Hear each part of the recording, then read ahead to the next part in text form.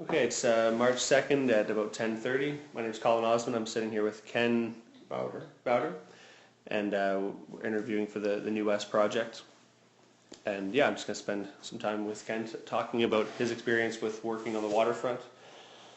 So, why don't you tell me, if you grew up in New West, tell me about that, or tell me how you came to be in New West. I actually grew up in East Vancouver in an area called the Project, which was an area set aside by Central Mortgage and Housing Corp for war vets. So my wife and myself both grew up in this area. That you had to be a war vet to be there, and you had to have 2 kids to buy a house in the area. So we started there. And that's where I met my wife, who I'm still with. Got married in '71. But I traveled to Europe and, well, actually around the world in '68 by myself. I just turned 18, had enough of the parents in the area, and came back and went to work in road construction. Then connected with my wife in '71. And from that period forward, we worked in construction for 3 or 4 years, moving all over the province, and decided that we had enough of this out-of-town stuff, so we would move back into town. So because I had lived in Salmon Arm, Sycamore area, and did a heavy-duty mechanics apprenticeship up there, I came to Vancouver and moved to Coquitlam. And from Coquitlam, we moved to New West and bought our first house in 1977 or '79, one of the two. So yeah, '79 I think is when we bought our first house, and lived right in behind Sapperton Park in New West. Just a little sidebar, Clifford Olson took a kid out of the park, and my kids were playing in the park in '70, I can't remember exactly what year it was, but Judy Cosma was the girl that was taken and murdered. So it was a scary time. We stayed there in that first house behind Sapperton Park for 5 years, moved over and bought another house on First Avenue, stayed there for 7, and then bought the other house that we were in for 22 years in around 10th and Caribou, and really enjoyed New West. New West was it was the best price at the time.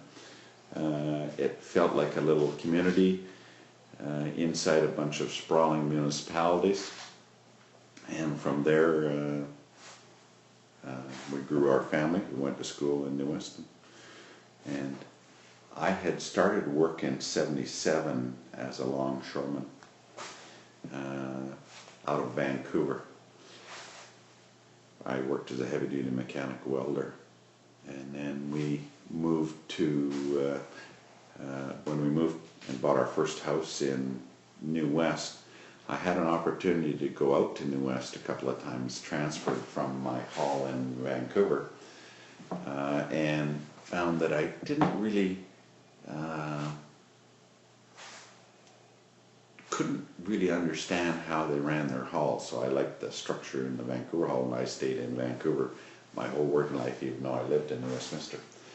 New West was a smaller local. It was 1/4 of the size of Vancouver, and then over the years that changed to about half the size of Vancouver. New West grew quite a bit when Delta Port was put in, and the traffic was quite busy in the river, Fraser River.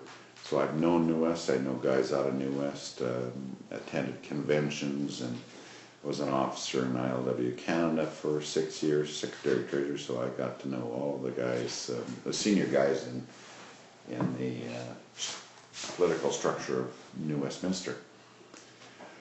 So out of that came this grant that we're working on, the reclaiming of the New West waterfront.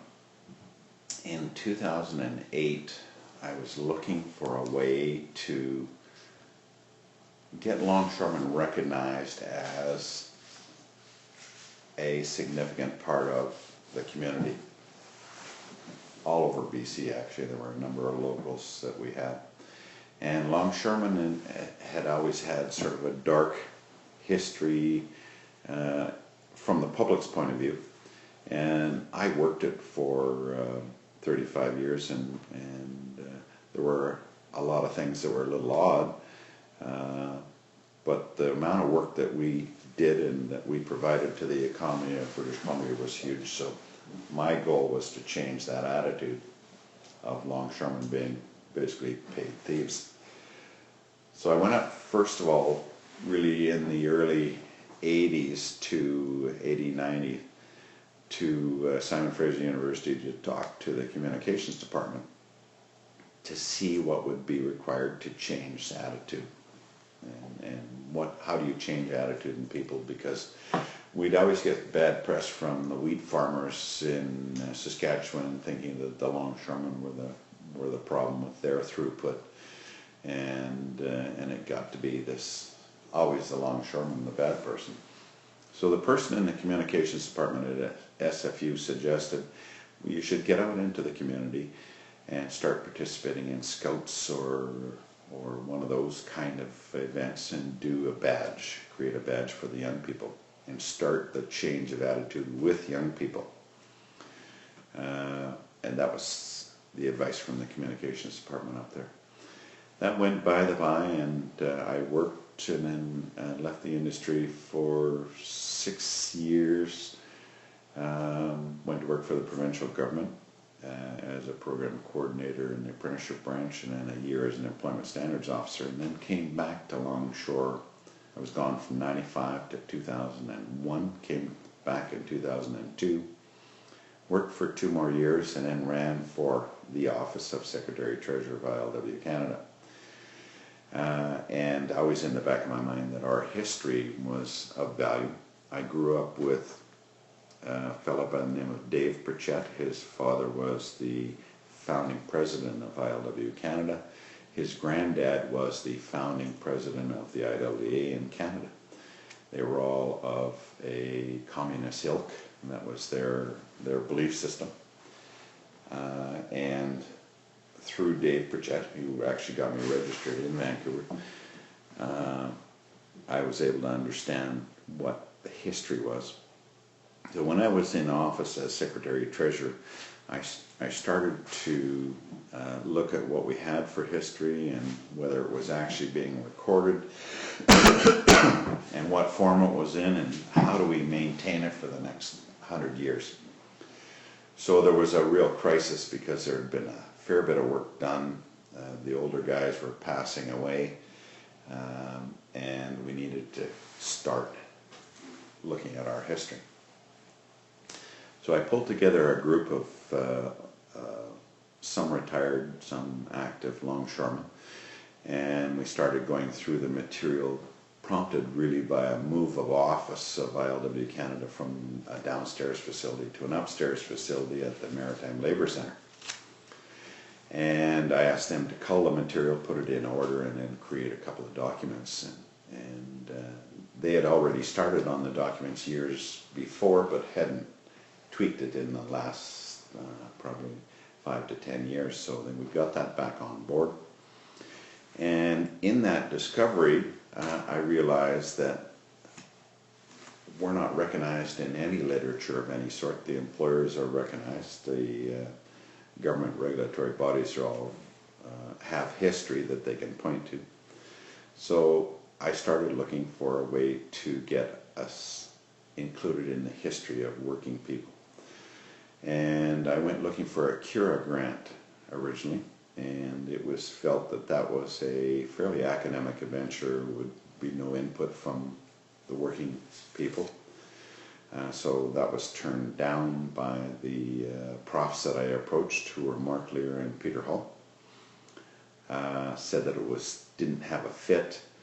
About a year later, I met with Mark Lear and Peter Hall to look at SHIRC grants, Social Sciences Research Council granting body, and they said, well, you know, we still don't have a fit. It's more likely we could get a grant under this vehicle, but that went away, so that year was a miss. The following year, Shirk changed their criteria for participating in the grant process to include community people. So we reapplied. Peter Hall did all the work on the grant. He did a fantastic job.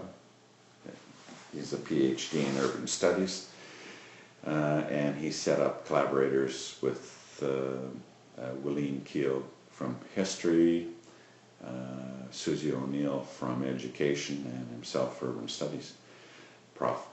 So the grant went ahead, and we were told in that year in our application that we were close. I think it was like a 4A, almost like a military thing. Well, you're close, but you need to tweak it a little bit. So we focused more on the New West local and the Fraser River, including that small geographic area, and then started to fine-tune it.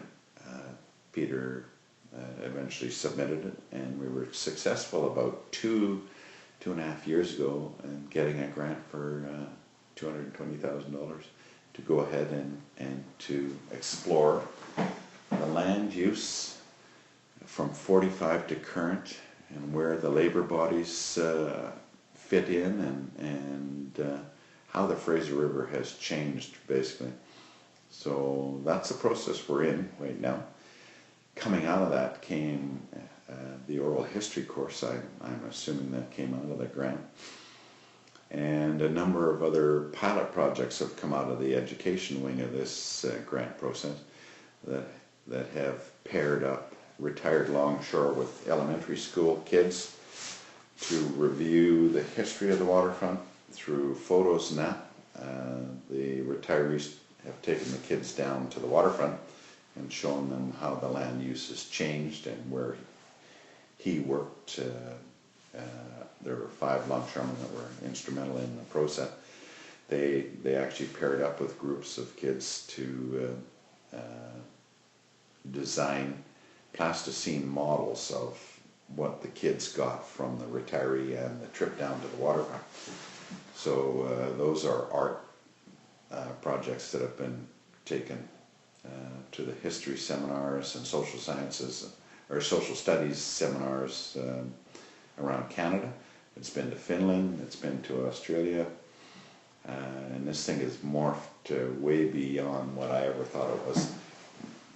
Bottom line for me was to try and recognize longshore history, but also to move it into the curriculum in the high school. And we were successful in doing one pilot project in the high school, pairing up again teens with retirees from the longshore industry and creating vignettes. The technology side wasn't successful, but the bonding and the relationships that were developed with the teens was excellent. So it's come a long way since the original concept was put forward to Peter Hall from my beginnings as the Secretary-Treasurer of ILW Canada. But it's got a life of its own now, and it's an excellent way to record our history. And as you know, we've got 50 plus oral histories in the bag, another 30 pending, and we've got educational projects going on, pilot projects still going on, and I'm just super happy that we've gotten to where we are. Excellent. Why do you think it's so important to teach kids and young adults about this history, or I guess just labor history in general? Right.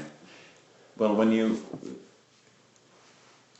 you see kids nowadays who are kind of zoned in on their technology and they don't see the bigger world, they don't really understand where our wealth comes from, you know, intellectual wealth and financial wealth. Where does the money come from for this? And it's almost sad that we have lost a relationship between reality and the electronic virtual world. And if anything, this would bring us back, but pair us with retirees who have a long history and try and get the kids to tie into something that has a little more depth than the binary 0 and 1 life that they're into. And really, at the end of the day, their parents are the ones that are providing the economy for all of us. And we share that in the way we live, in our economy in British Columbia. It's the working people that provide the economy. I'm a labor representative, have been for years, so the employer hires us, we do all the work. And your parents and my parents did the work, but they were never ever recorded, they were never ever recognized, and we seem to be moving away from that. So this is a mechanism to get young people to understand that we're a little bit, we have more depth to us than just buying stuff and the new technology. There is a base for every dollar that's earned and how it goes into the community and how that wealth is translated into a better life for all of us. And just to go back to where urban studies tags in here, when you start changing the economic base in a community away from the industrial side, which is not pretty, but it creates a lot of jobs, and it's really the underpinning of most societies or most communities in society, is the economic base that's there. When you put condos in there, you remove the ability for people to work, so you reduce the community-based growth, and now people come in that wouldn't be part of your community, so the general wealth of that community goes downhill. And opportunity for young people changes, so it's a strange event, but I think kids need to follow the money. Where's that dollar earned? Why was it earned? Who earned it? And where does it go? You know, it goes from a worker at the site, he takes it into McDonald's, or he takes it into London Drugs, or puts it in the bank. Those are all community-based events, and that's how we generate wealth. So that disconnect is in place with the young people, and it's based on understanding history. Say too. I want to go back to something you mentioned earlier. You correct me if I'm wrong, but I think you came to New West at a time when it was changing from kind of an industrial hub to a residential commercial place, especially along the river. Would that be accurate? No, actually, New West has always been. If we go back to 45, there were a lot of industrial sites that changed because the economy of Canada changed. Softwood being one of those big issues, mills closing down, and that. But New West has always had an industrial base, and it's changed over the years for sure. And we have new buildings going up, but there's still a lot of industry there. And it's always been that way. When you include Queensborough, you can see the industrial, the boating, the fishing, shipbuilding, and that along the Fraser River. It's always been there. But the encroachment on that has happened slowly, but it is happening. That I'll give you. Okay. So you were living in New West but working in Vancouver. Was that maybe for your community or your kind of residential space, was that typical, or did most people live in New West at that time and work in New West? New West was such a small community ringed by larger communities. New West at the time that I moved in really didn't have Queensborough developed really well. And it was a limited number of houses available because it was full. You know, it's a full community in its breadth. So the people that worked in New West generally lived in New West, but not everyone. It was a great place to live to bring up your kids because they had great infrastructure in the school system. The shopping was great, entertainment was good, Massey Theatre. And it felt like a better community than what I'd grown up in East Vancouver, because there's no center. It was like a strip mall here, a strip mall there. New West had a nucleus or a city center feel to it, small townish if you please, which is what it is inside this. So working outside of it was probably what most people did, anyone that knew New West or grew up in New West, a lot of them came back because they couldn't get that same feel from other communities. So, yeah, that's my thought on that. Do you remember, as more people, more condo buildings went up on the waterfront, do you remember, did people complain a lot about industry, or trains, trucks, traffic, that kind of stuff, or would people kind of separate from that? No, it's always because the railroad really goes through through New Westminster, and there's a fair bit of truck traffic that goes through, and you're on the river, where you have industrial movement of ships and tugs and barges and that. It is noisy, but that's one of the charms of it. People that came in that didn't understand that and didn't have that sense that those sounds were of value would be opposed to it, I would assume. The group that always comes to mind, the house that I bought, the last house that I bought in New Westminster and stayed 22 years, the owners there moved down to where the BC Penn site was. And they bought a condo, and it was on the sliding, on a hillside that faced the Portman Bridge. And they weren't really happy with the sound of the trains, because the trains shunt on a 24-hour basis and you could hear the knuckles clacking. But that's part of something that when you live close to a railroad, you forget it's there after a while, and it becomes zero sound. But new people that move into the area would be probably upset with the industrial noises. But that's part of your wealth, so which part don't you want? Mm-hmm. You want infrastructure, you want hospitals, you want entertainment and shopping. You need to have money to have that. Especially with a place like New West that's built around the train and the river. That's part of the Truly, city. yeah. The river's a big generator of economy. Yes. Let's talk about your work, being a longshoreman. So why don't you just, if you tell me a bit about what a longshoreman does and what a typical day in the life of a longshoreman was? I started out as a heavy-duty mechanics in the longshore industry in 77, and 77 or 79, I can't even remember anymore. Things are fading. And I was repairing all of the forklift equipment and container moving equipment that was around in those days.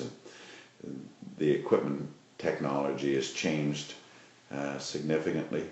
I started off, we had small forklifts and what they call straddle carriers that would lift containers and put them 3 high in a piece of property that would be used to store the cans, importing and exporting those cans.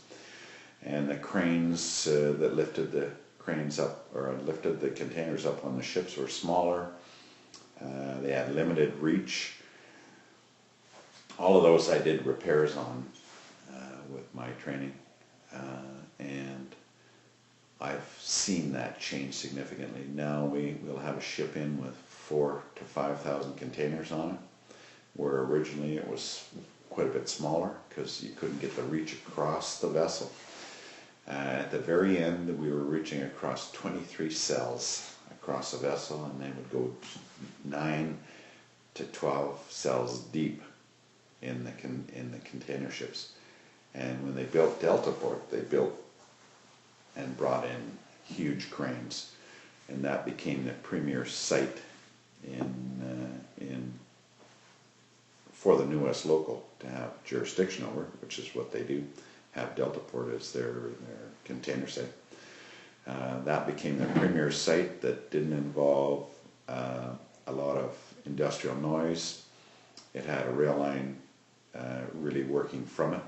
The Vancouver site had older cranes. They eventually did get upgraded to newer, but the Vancouver site was always restricted because you couldn't run that many trains in and out of the harbor because of the noise, the industrial noise. Where Deltaport is wide open, it's right beside Roberts Bank, and it had the industrial luxury of having unit trains that could come in and do a circle and take the loads out quick, and that was the value of Deltaport.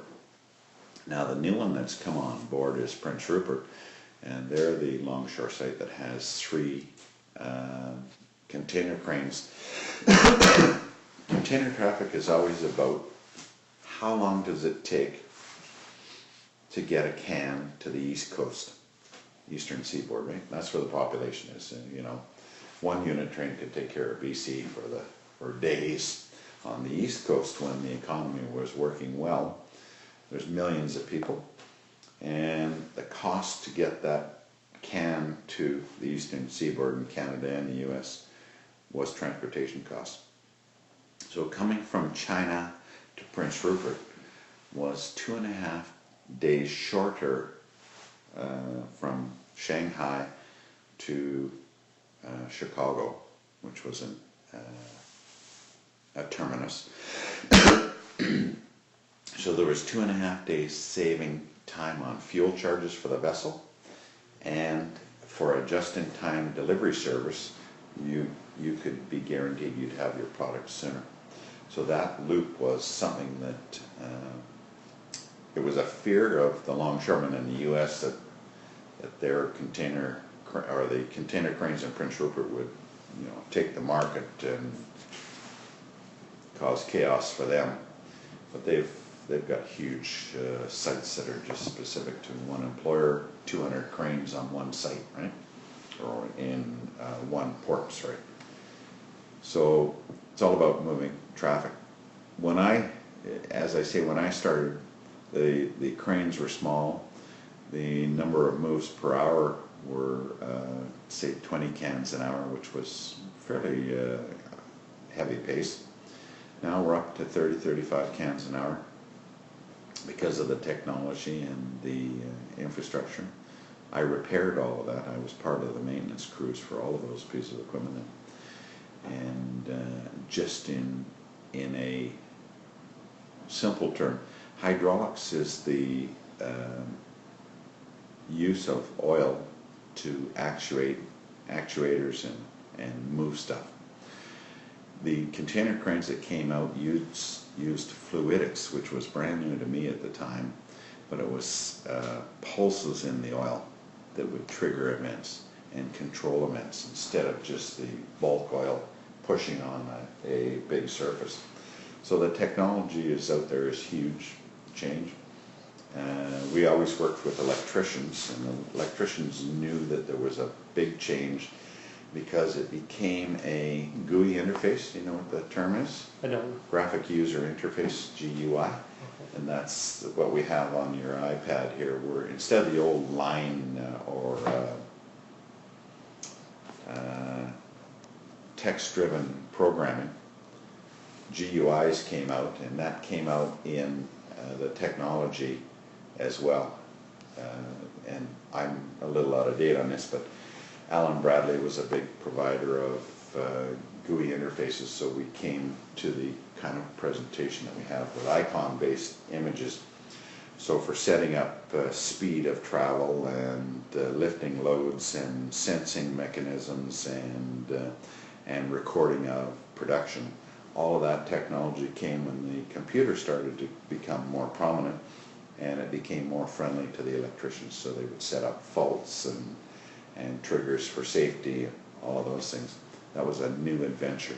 Most of the mechanical stuff stayed the same. It was faster, more efficient, but it was all driven electronically on the control side to the electric motors and hydraulic motors that drove that equipment, but it changed significantly. We have a piece of equipment now that can lift cans up 5 high and store them empty cans, where when I was around, when I first started, it was like 3 cans high.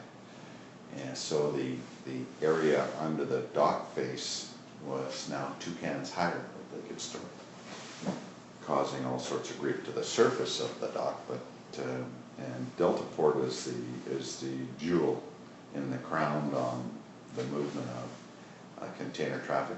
And then Prince Rupert came on as the second little buddy of Delta Port, but they can move containers better than the Americans through Delta Port, and that's excellent.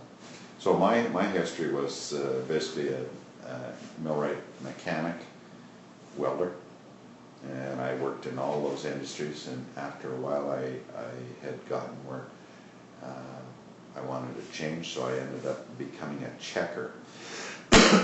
So a checker would sit halfway up the container crane, and he would record the cans that came off to verify that they were coming off in Vancouver, or if they had to go back on, we'd put them south of the lake, which was a term to store them for rehandling. And that was my responsibility, was to direct the gantry driver which cans to go in which bomb carts or tractor trailers they would be set on, and the destination for unloading. So either they go to rail traffic, many land bridges to Toronto or Chicago, or specific retailers like Canada Tire, Walmart, or whoever. We would set up trains that would be only their cargo, and trains would head out. So I changed a bit there, moving from the trades, and got into driving the ship cranes and being a checker, doing some other things. That's my history, kind of, on the waterfront. And I worked as a checker in New Westminster from time to time whenever they needed an overload staff. Excuse me. No problem.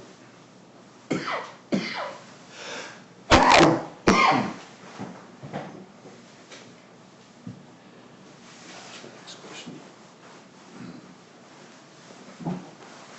I'm just going to ask you about, you mentioned earlier in the first part of our talk, the reputation of longshoremen within the industry.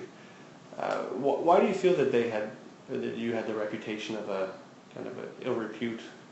Well, it's because the buck always seemed to stop with us whenever there was an issue of movement of cargo, be it coal, sulfur, wheat, containers. It was always thought that the longshoremen were the ones that handled it. And over the years that I was involved in longshore, we had a number of lockouts, mostly driven by the employer's need to keep us under-recognized, underpaid, and undervalued. So they put lockouts in place, but as far as anyone's concerned, because it stopped, they had to point to someone, and they pointed to longshore. There was always sort of little stories of events that go on, and because you're dealing with international trade, always a suggestion that there were some wild cards or nut bars in the industry, and there's 1% of everybody is nut bars, right? So that was one of my goals, that 99% of the longshoremen were great. We did our job well. We did it better than most ports in Vancouver, New West, and Vancouver Island, and Prince Rupert, Stewart. But we never got recognized for what we did. People always want to have, they want to be titillated by a story of negative. And I'm not into that, because I worked hard, as most of the longshoremen that I knew. There are always people in trouble. That's an HR department's problem, it's not ours. So we did a fantastic job in Vancouver, and we still do. Vancouver meaning ILW Canada. All of the locals do a fantastic job. So it had to change. How do you change attitude? And it goes back to, how do you actually change attitude? People that are older are less likely to be forgiving once they get a position and they hold on it. So really the goal is, again, going back to curriculum and attitude, is to start with younger people, recognize what we do. And that's, I think, the path that we're all on. Labor doesn't get recognized as being of value. We're currently looking at partnership with the Labour Heritage Center in Burnaby with Ken Nowakowski, and he's taken over as the chair there after Jack Monroe died. And we're seeing whether we can provide some curriculum for the school system in the early years, because we have done some of that pilot work. We've set up relationships in education and use art as the media. So, yeah, it just stereotyping. So the only way to really change that is to be active and push against that kind of mentality. Education's the key.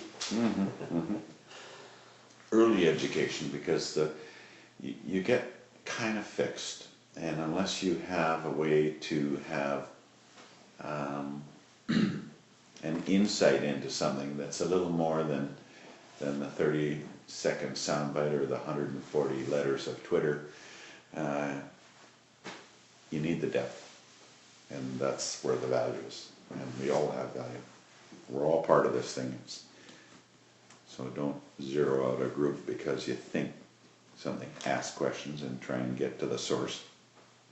It's like any kind of investigation. People don't want to investigate, they want to be told what reality is. So this here puts a foundation in place that allows us to look at the facets. And some people may end up with the same outcome. That's okay too. But do the work. Don't be living with blinders on. So you told a bit about how longshore work took place. I mean, it's a pretty heavy industry. Would you say that it was dangerous at times, or were there any safety issues that you can remember?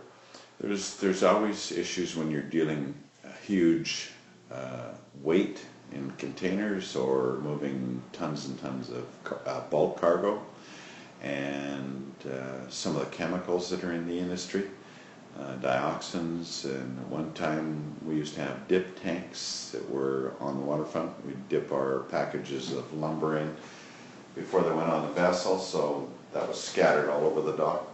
Exhaust fumes in warehouses, you name it, we've been exposed to it.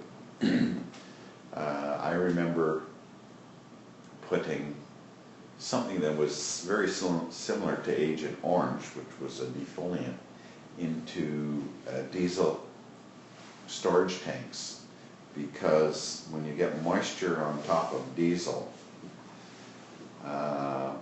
it grows a slime and algae.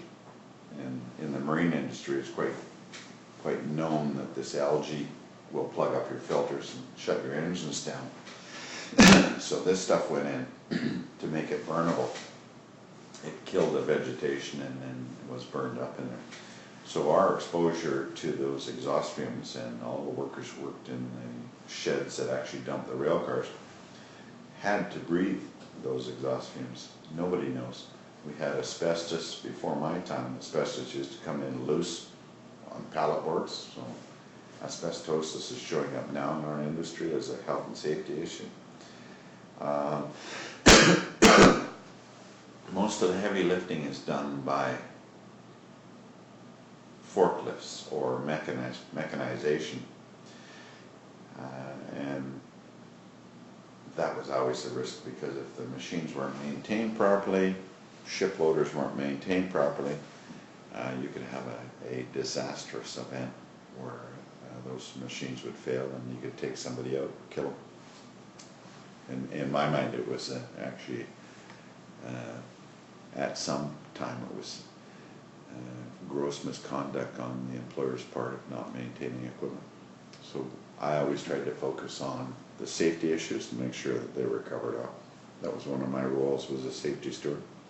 So it's important. All those things are important. So you could control, or you had some capacity to control the equipment on the dock. What about the ships coming in?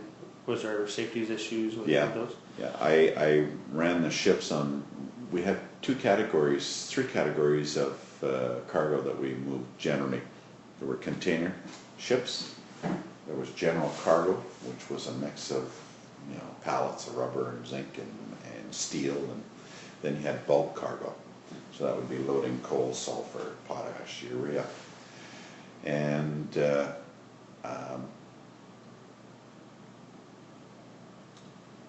when we did general cargo, I actually trained as a crane operator, so I would go up on the foreign vessel and run the crane. And what the ships were doing were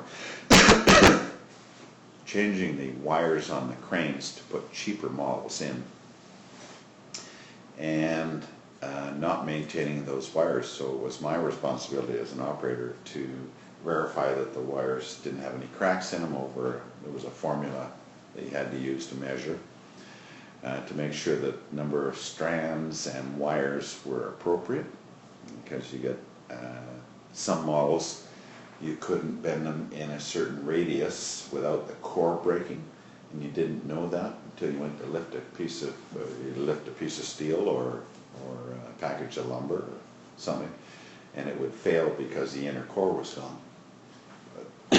And that's because the wire was super cheap.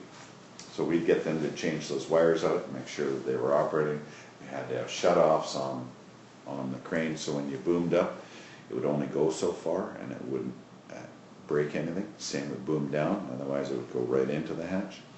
Those are all checks that we had to perform. We'd crawl out on the crane and check the shivs, hydraulic gear, look for losing oil or creaks, cracks, bolts that were loose.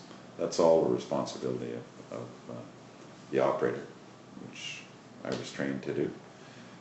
And so foreign vessels, most of the vessels were pretty good.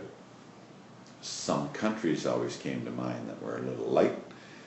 China and some of the former Soviet Union countries were a little rough, and we'd have discussions, and we'd have to have the Coast Guard down to make a decision. They were the regulatory body. So it's, in essence, I would say, no, that gear is faulty, I'm not driving it. And then I would call for the Coast Guard to come down, or Labour Canada to come down and say, no, under my rights as an operator, I don't have to operate equipment that I consider to be unsafe.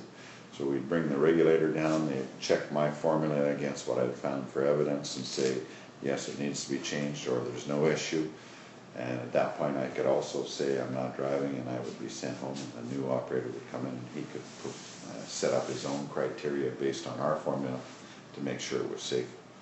So there were a number of responsibilities that were there, for sure. And the foreign vessels were always, the big players were generally pretty good. We had Macmillan, Bauder, and Seaboard terminals had Seaboard shipping. They moved a lot of cargo to Europe and to Japan. They were generally better, but that was your responsibility to check. Okay.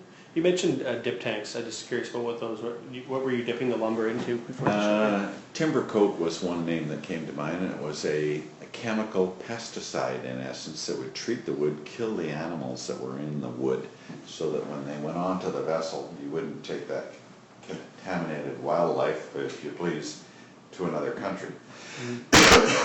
Okay, interesting. And for safety, if you had an issue, was your employer fairly respectful of your right to say, no, I don't want to do this, or did you run into a lot of problems with that? In my mind, what you did was you generated your own level of respect. You couldn't bullshit the employer. That's total nonsense. So when you thought it was wrong, it was wrong. You stood up to your integrity. And there wasn't any bullying. I didn't have any trouble getting through to the employer that I felt it was unsafe, so we needed someone else to make that decision. The employers were always worried because there's money involved, and I understand that. Bottom line is, if one of the longshoremen are killed because of my inability to figure out what's safe and what isn't, I own that, not the employer. So I didn't feel that anyhow. So I always, I didn't snow anybody. I just did what I thought was right, and that was it. That's all you can do. So as long as you made sure that you know your complaints were legitimate, and the employer was okay. And that's the way most of us operated. I mean, as soon as a third party shows up, they can tell fairly quickly if it's a line of BS that's being spun. So, I mean, if it's unsafe, it doesn't get to be safe just because you talk to someone. So Yeah, let's fix it, make it work. Then we'll go back to work. But you felt safe to go to your employer and say like, this piece of equipment's not working properly, I don't want to use it. That was Absolutely, I had no qualms on it. I don't have any, because I was certified as a millwright, heavy-duty mechanic, marine engineer, and I became a provincially certified instructor. I felt that I had the ability to work. So the employer couldn't take work away from me, which is what they do in the way of leverage against a worker who can't move. So my impetus and my training had always been, get yourself in a position where if somebody is really doing a number on you and you thought it was wrong, that you could leave. So I can work in, I can work in a dozen industries because I have those skill sets. And because of the training that I've had in the apprenticeship program as a heavy-duty mechanic and a marine engineer, I knew what right and wrong was, and I could hold on those positions and I could explain them. And if the employer didn't like it, I really didn't care. Those were facts. I mean, again, it's not about bullshitting anybody. If it's there, it's there. So I always felt comfortable. If I was shit canned off the job, I could find a place to go to work in a number of industries. So that gave me self-esteem, I guess, and I said, fuck it. You don't tell me what's safe, I'm telling you what's safe, and I'm not bullshitting you either. So if you don't like it, well, too bad. I'm not operating that piece of equipment. And that's where sometimes you had to get there because the superintendent, we only need it for a few minutes, you need it for 2 hours and that's it. You only need 20 seconds to have something fail and hurt a brother longshore or a longshore foreman that's out there. So all of those things, they were just silly things. The anxiety of the supervisor, that's all he's working off because he's got to tell somebody that the ship's not working. We're talking big bucks, it's thousands of dollars per day every time a ship comes into a dock. And the worst thing is that there's a deadline on the other side of that because the ship has to sail by a certain time. But they're all told ahead of time to get their ducks in order and to make sure the vessels are operating properly before. Don't come to me and expect me to overlook safety at any level. So, no, I was comfortable. You get your respect by being straight up. So maintenance was a pretty big part of the job at the, like where you worked. I mean, maybe not on the ships coming in, but did you guys spend a lot of time maintaining equipment? Yes, that was. There were full maintenance crews on every dock, and the maintenance was scheduled. We'd have regular maintenance. We were more. In the last few years, it became more kind of reactive instead of proactive. So when a forklift broke down, that was your job to go out and get it, bring it into the shop, fix the broken hydraulic cylinder, transmission, change it out, the wheel drops off, fix it, all of those things. The container cranes, because of the liability and the cost to have a container ship down, they had more proactive maintenance. And that's where the money was spent. But the forklifts on the dock, they had extras, so one breaks down, you just take it in the shop, fix it, the guy takes another one, and away he goes. But yeah, maintenance is a big part of it, and it's a cost to the employer, and they don't really want it. That takes away from their bottom line, so don't be spending money on that. But again, that comes to the operator to say, is it safe to operate? Horn, lights, windshield wipers, forks, hydraulics, are they all working? If they don't work, take it in and get it fixed. New West is a different beast. In Vancouver, the dispatch is run by the employer. So our dispatch is, there's a couple of models. Regular workforce are people that book out of the dispatch hall and go to a site and stay there. If you're dispatched out of the hall, you can go out for 1 day to 7 days at one site. And you make yourself available in the morning and turn a plate over that says, with the skills that you have, mechanic, millwright, checker, front end loader operator, bulldozer operator, you turn those over and you make yourself available in the morning, and there's a button that travels around all the men who have made themselves available, and you go out on one of the categories that you have. In New Westminster, and there was really no option, you went. In New Westminster, the union controlled the dispatch, and they decided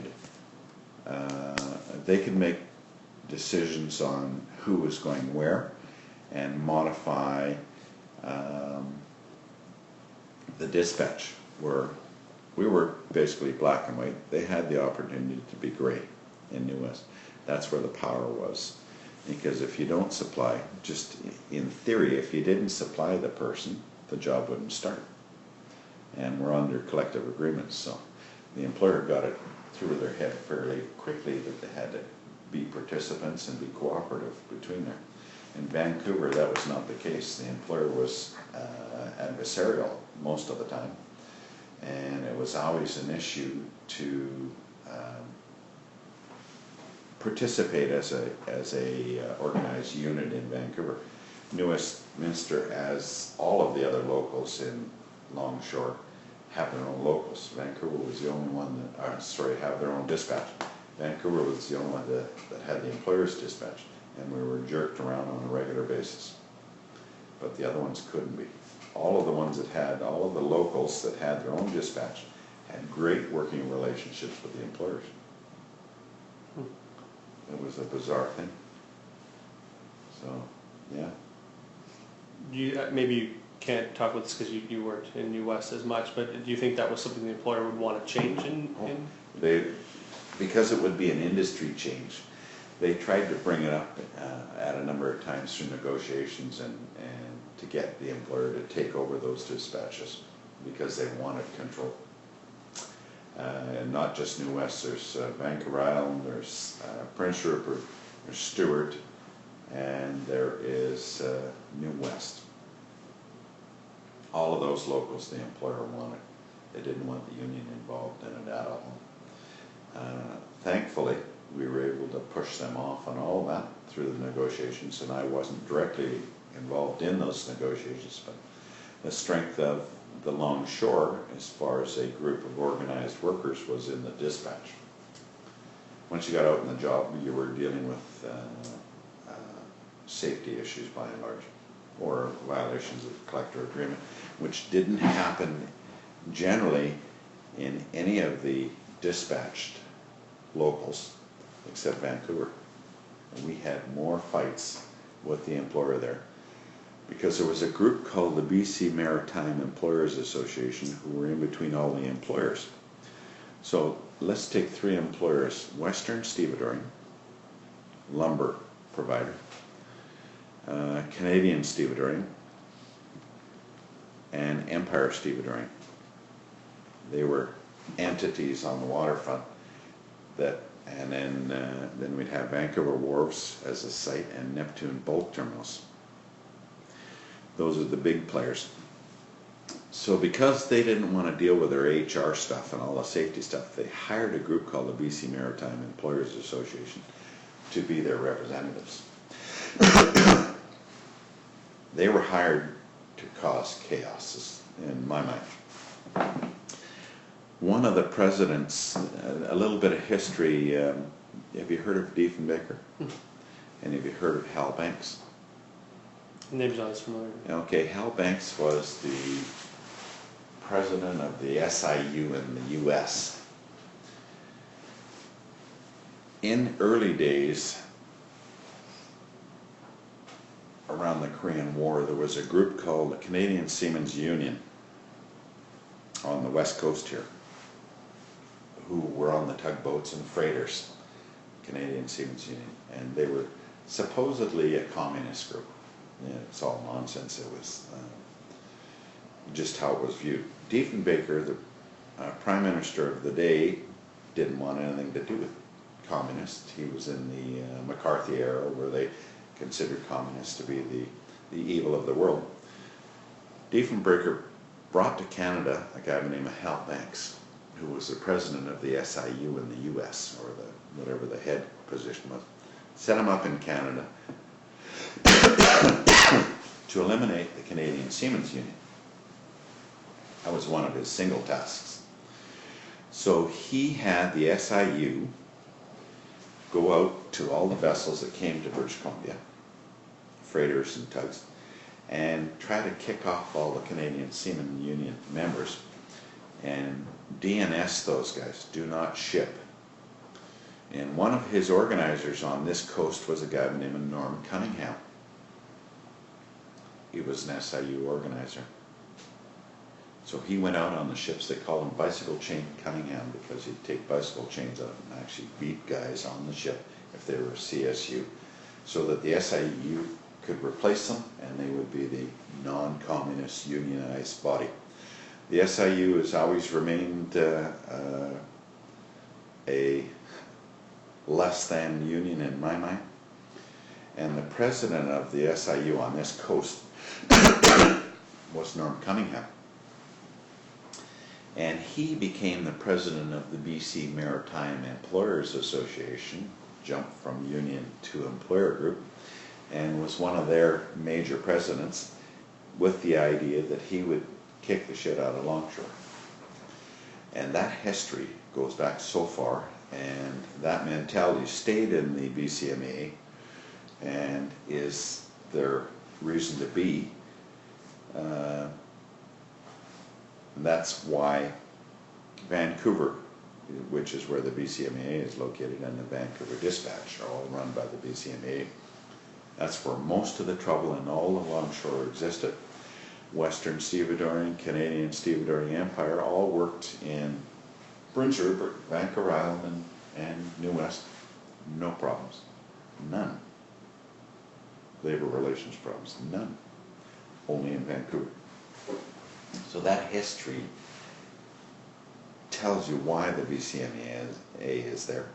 And having the dispatch is just one of the things that's really caused us an issue in Local 500 in Vancouver.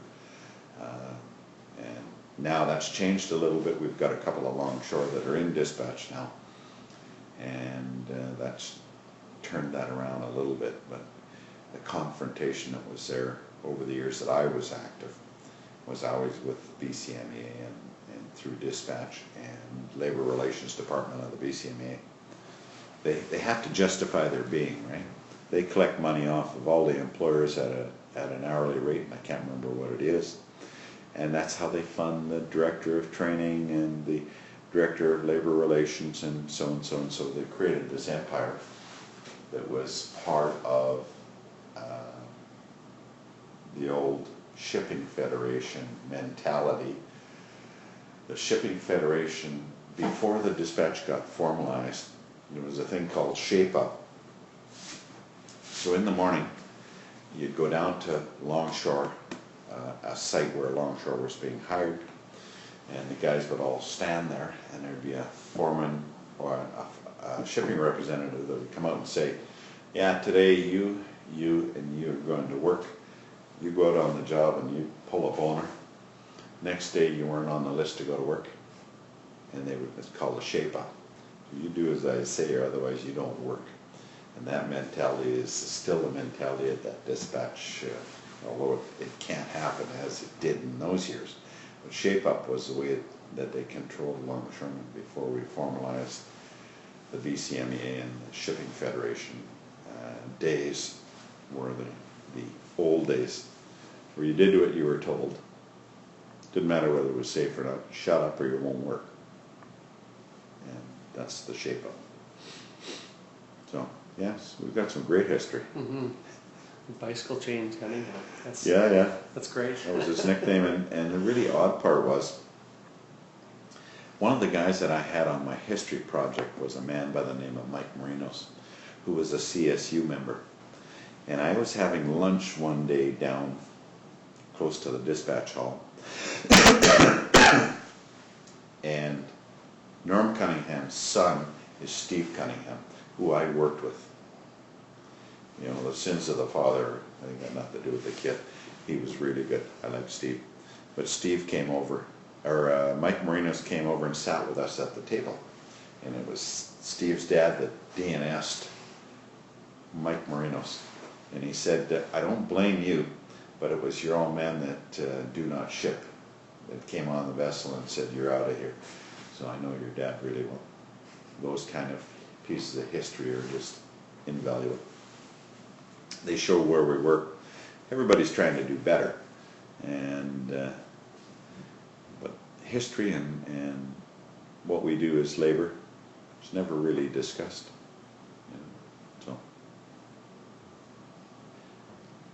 One more question for you about the was there any attitude or how do people from different shipyards, like you mentioned the Vancouver Island and New West and Vancouver and Prince Rupert, just some of those in this region, was there any like how were the relationships between shipyards?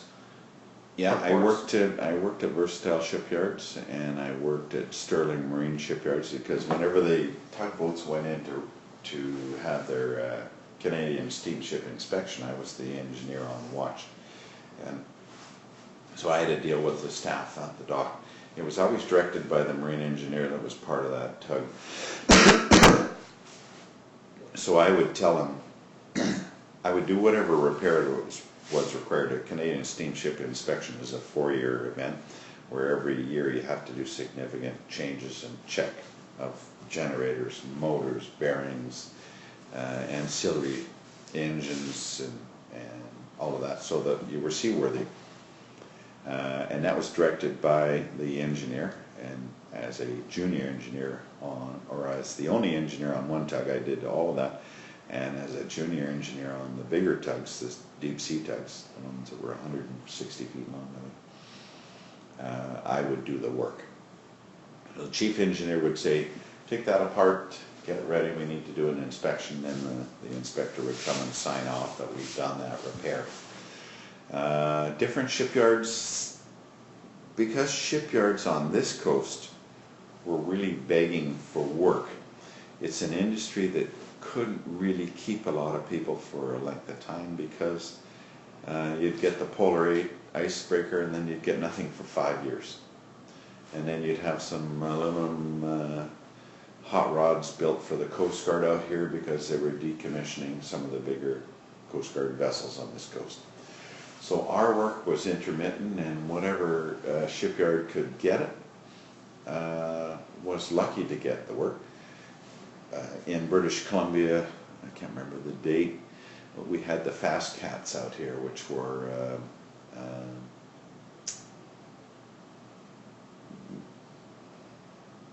like a catamaran. They were high power ferries to replace some of our ferries. And it's always viewed as a negative on this coast that Glenn Clark, who was the guy that actioned that funding for that, because the ferries failed, that it actually failed. But what it did was it created hundreds and hundreds of trained aluminum welders on this coast who could go into the fishing industry and cooper up the fishing industry. That said, the fishing industry went for a shit here too, and the number of salmon licenses is going down, the fish stocks are going down. So we didn't lose by having shipyards do the work here, but it was never a strong point, not like the East Coast. The East Coast lives off of those Navy vessels, and even we've had a couple of ferries built in BC here, which should have been all done in BC through the Boilermakers Union, shipbuilders. But they were sent off to Germany and other places to be built. Political events that happen. But we've got a good workforce, but you know, after 5, 6, 7 years, people got to eat. So they leave the industry, and now you've lost all that investment that you've made, and that's the sad part of the shipping industry on this coast. We still have Versatile, and we've got Point Hope on Vancouver Island, some other smaller ones. Mackenzie's Ship and Barge, I think, is on out by Deep Cove. So there's 4 or 5 big players on this coast and a bunch of small players, and what the small players have done is they've kind of kept their businesses open for the small fishing vessels and that. But we have a new, well, it's not new now, it'd be probably 20 years old. We've got a new spawned shipbuilding industry in mega yachts. So we've got Queen Ship, we've got Crescent Beach yacht. Those are players that have built the $5, $6, $7 million yachts for all over the world. And Jim Pattison has one, and Dubai has a couple, and that's a huge industry. So a lot of not a lot, but some of the people moved from the shipyards into that, so that they could stay employed. And that was regular work up until the dollar took a tank, and that slowed down. So we're talking huge deep sea vessels with helicopter pads on the top, mega bucks. And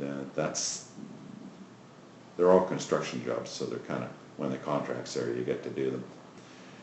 So the shipyards out here are a hit and miss a bit, morphing a bit into the luxury yacht side. There's not a lot of, there is maintenance done on this coast, but it's not like the vibrant shipbuilding out on the East Coast. So that's my history. I worked for BC Ferries here as an engineer, and I worked for Rivtow Straits here as an engineer. I worked for Dillingham as a dredge operator and foreman. So I've worked in all those heavy industry sectors.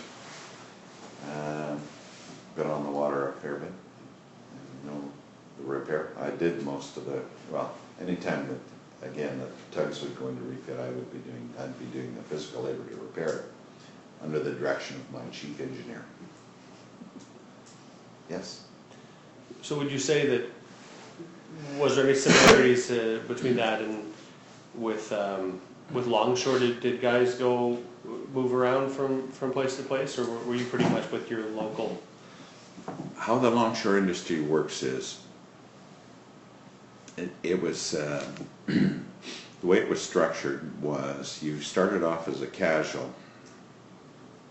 because the work was casual, and it took you in Vancouver 9.5 years working as a casual before you could become a union member.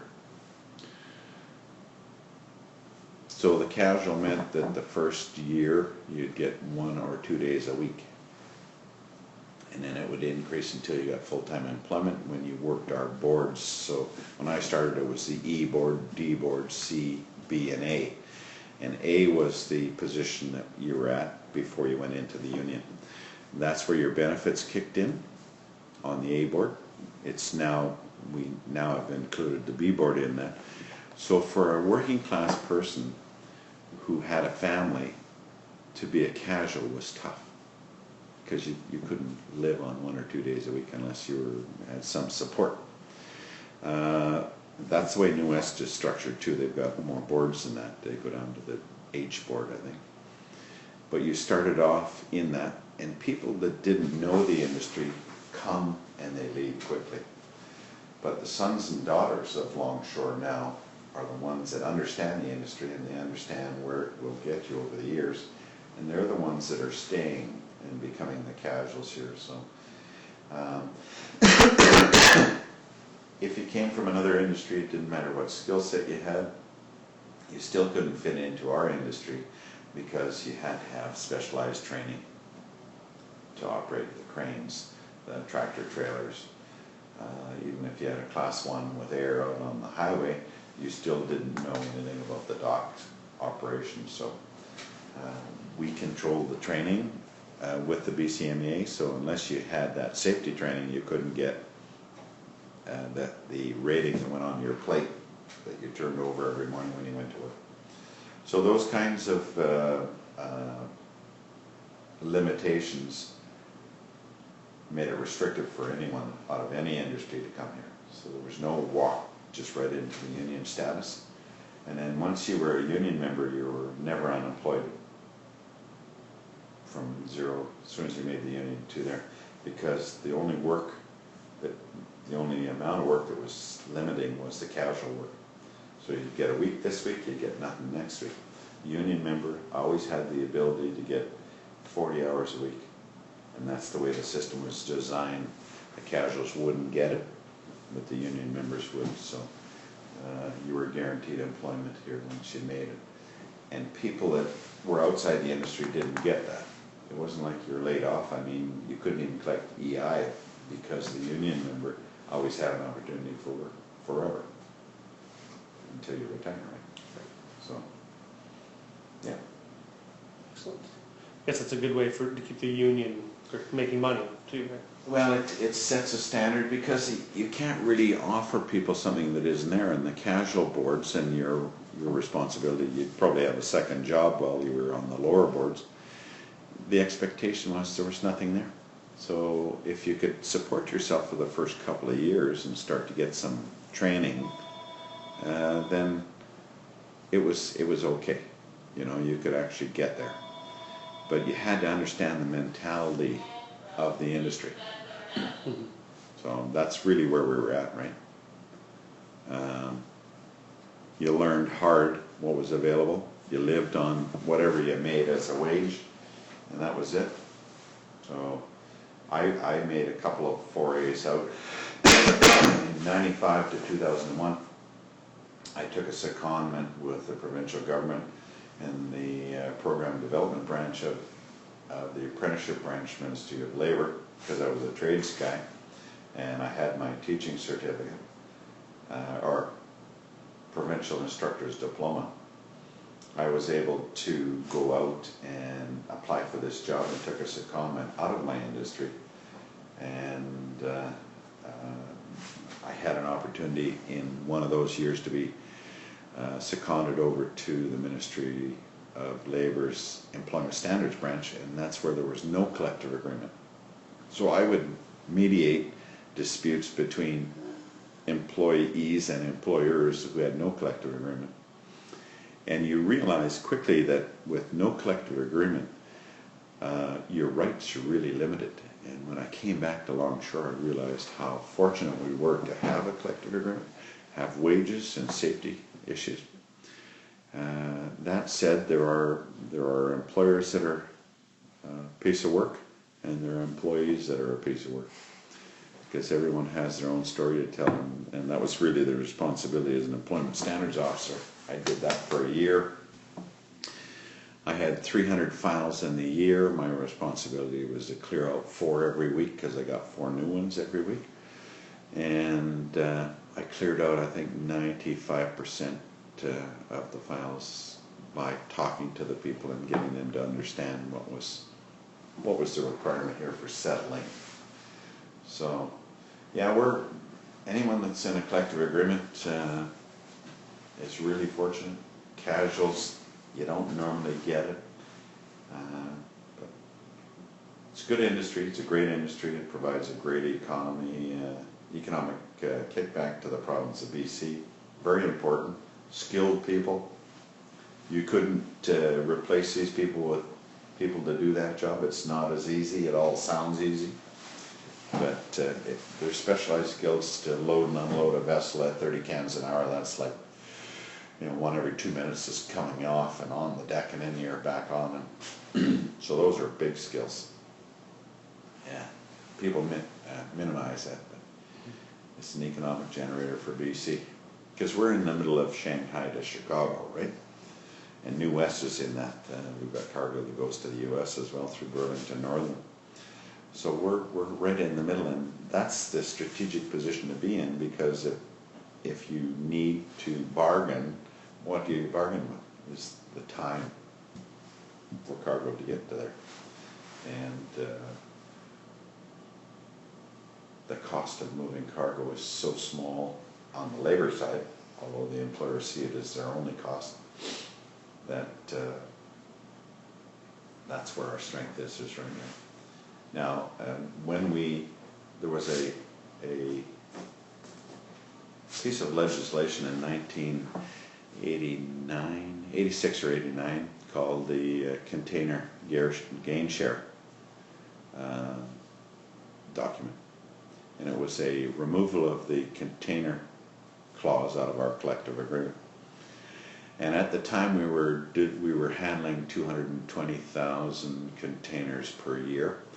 And the government said, the container clause that we had in our collective agreement said that any container that came into Canada where it had 2 consignees and it was within a 50-mile radius of the port, we would destuff that. And they took that clause out of our collective agreement through a negotiated agreement with the federal government involved, and gave us what's called the gain share, which means every time a 20-foot container comes into the Port of Vancouver, we get $10. And for 40, we get $20, right? And those monies go into our pension plan. So 220,000 containers were coming into Vancouver. Now we're at 2 million. So we have a lot more money coming in. We have $20 million a year that goes into our pension plan, ballpark. And that $10 is charged towards the owner of the can. So if a retailer brings in 100 TVs in a 20-foot can, there's $10 added on that comes to us. The employer likes to think that that's their money, but that's actually something that we forfeited when we lost the production of destuffing those cans, the man hours there, and we get this benefit, and that's made it made our pension plan very strong, because we have these other sources of income to keep our pension in order. Mm-hmm. So yeah, there's some great history with Longshore. That's every local. New West is great, and I'm really happy with the New West guys that are participating. They're a great resource for us, and hopefully it'll continue. Excellent. Yeah, that's my questions for you. Answered my last one without me asking it, so there you go. Works well for me. Great. Excellent. Yeah, very good. Thanks very much for doing that. Okay. There were